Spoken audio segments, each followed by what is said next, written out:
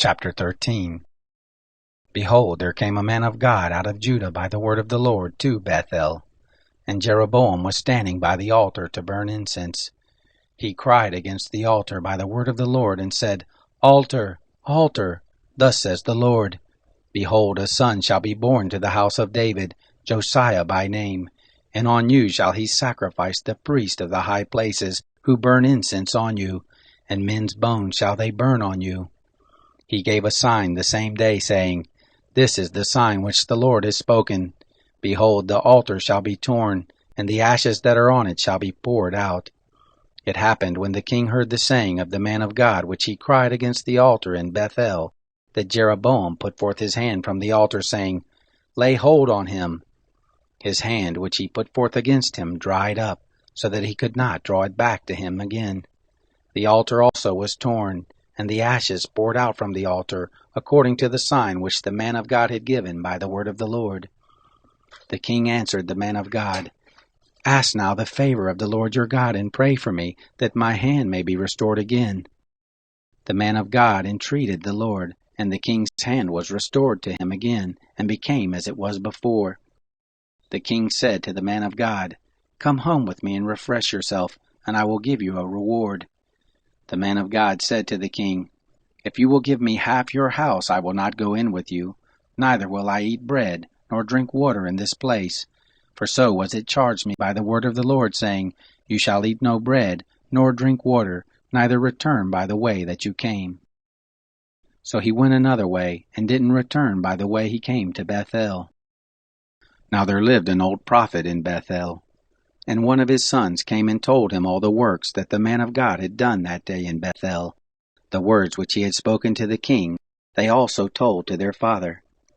Their father said to them, Which way did he go? Now his sons had seen which way the man of God went, who came from Judah. He said to his sons, Saddle up the donkey.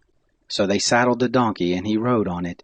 He went after the man of God, and found him sitting under an oak, and he said to him, Are you the man of God who came from Judah? He said, I am. Then he said to him, Come home with me, and eat bread. He said, I may not return with you, nor go with you, neither will I eat bread nor drink water with you in this place. For it was said to me by the word of the Lord, You shall eat no bread, nor drink water there, nor turn again to go by the way that you came. He said to him, I also am a prophet as you are, and an angel spoke to me by the word of the Lord, saying, Bring him back with you into your house, that he may eat bread and drink water there. But he lied to him. So he went back with him, and ate bread in his house and drank water.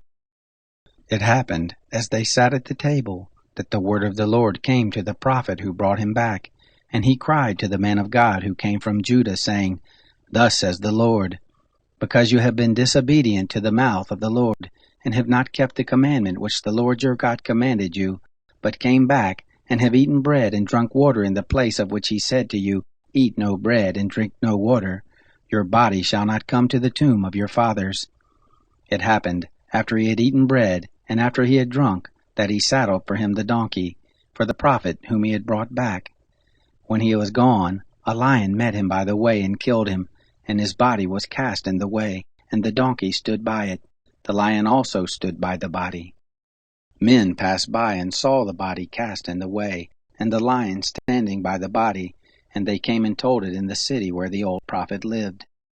When the prophet who brought him back from the way heard of it, he said, It is the man of God who was disobedient to the mouth of the Lord. Therefore the Lord has delivered him to the lion which has torn him and slain him, according to the word of the Lord which he spoke to him. He spoke to his son, saying, Saddle up the donkey. They saddled it. He went and found his body cast in the road, and the donkey and the lion standing by the body. The lion had not eaten the body, nor torn the donkey.